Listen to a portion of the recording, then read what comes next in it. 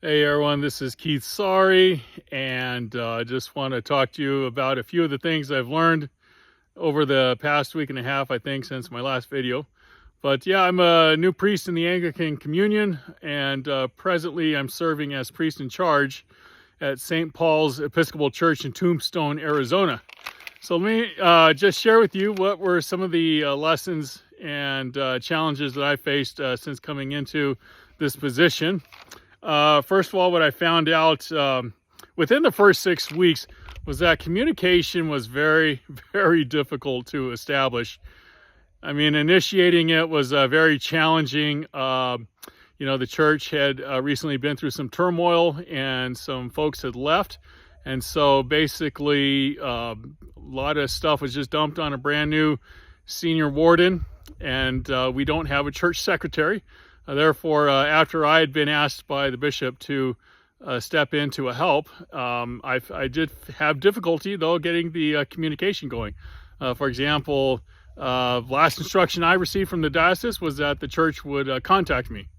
And I waited patiently for a week, maybe a week and a half, and never got reached. And so I contacted the diocese again to ask, at least for a name that I could get a hold of at the congregation. So they provided that, and then I finally had to reach out and call the church in order to establish that first communication. But what was nice, though, was that the senior warden had invited me to come on out and visit the following Sunday and meet with the bishop's committee. And so that was very helpful then to start up the communications and to get to know people face to face. I got a few phone numbers and updated my contacts in my phone. And so since then, I've been reaching out to more and more people, trying to find out what is going on in the church, trying to figure out what their operations are so that I could plug in. But now what's interesting, though, was that after I finally got in touch and established communications, then all of a sudden the next issue that I encountered was a whole lot of confusion. Just a lot of mass confusion resulting from, getting the comms going. And what I mean by that was initially I was under the impression that I was the only priest there, that I was going to be the only guy, which I thought would make it easy to figure out what to do next. I could just do what I wanted, or find a way to minister to the congregation and to kind of help them develop an annual calendar of what we would do as a church. But all of a sudden I discovered, though, to my surprise, was that there were already supply priests who had been scheduled to minister every Sunday for about the next 6 months.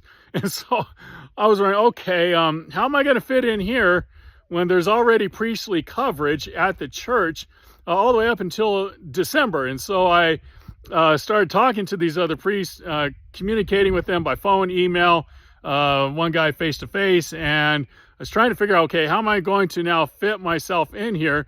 And I don't want to anger anyone else by taking their Sundays that they were already planning on serving.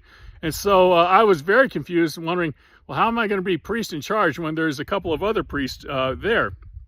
Now, what helped, though, to clear up the confusion was when I finally got a hold of a template for an agreement to assign with the church and with the diocese. And so in that agreement, just a Word document, I was able to add several points about what I wanted to do in the church, and as well as to give the church an opportunity to explain what they wanted to see from me in ministry. And then, of course, the bishop had to bless off and assign it too. And so between all of us, now finally coming to a decision on what my part would be, then that made it easier for me to figure out what to do about these other supply priests. And so I did finally contact them and notify them, okay, things are going to be different now. I'm going to be doing most Sundays, and when I can't be there, then I will call on the supply priest to help out. And that was all decided on, and thankfully the other supply priests were very flexible to go along, because they also understood that the congregation needed some steady leadership. Now, there's one more challenge that I'm also facing presently, and that is I'm coming in during the aftermath of strife and turmoil. Things did not go very well right before I arrived, But you know what? We shouldn't be surprised, though, that there's trouble in the church, because as I read the New Testament, I come to see, yeah, that's about right. That's about normal to be expected, is that there would be strife. In fact, St. Paul himself in Philippians chapter 4, verse 2, noted how there were two women that were having challenges getting along together. So he wrote, I urge Euodia and I urge Syntyche to live in harmony in the Lord. Now, why would he write that if things were always happy between them, right? I mean, there was trouble going on even there in Philippi, and so Paul had to encourage them to get along and to, you know, put their differences behind so that at least there could be harmony and peace in the body. Also, we know in Acts chapter 15, St. Paul himself and Barnabas could not see eye to eye on issues, and so they found it necessary at one point in their ministries to separate and to go their own ways. And you know, it all had to do over the issue involving John Mark. You know, should they bring him along or not? And, you know, previously he had abandoned them during the course of ministry, and so there was some differences of opinion, and they couldn't agree.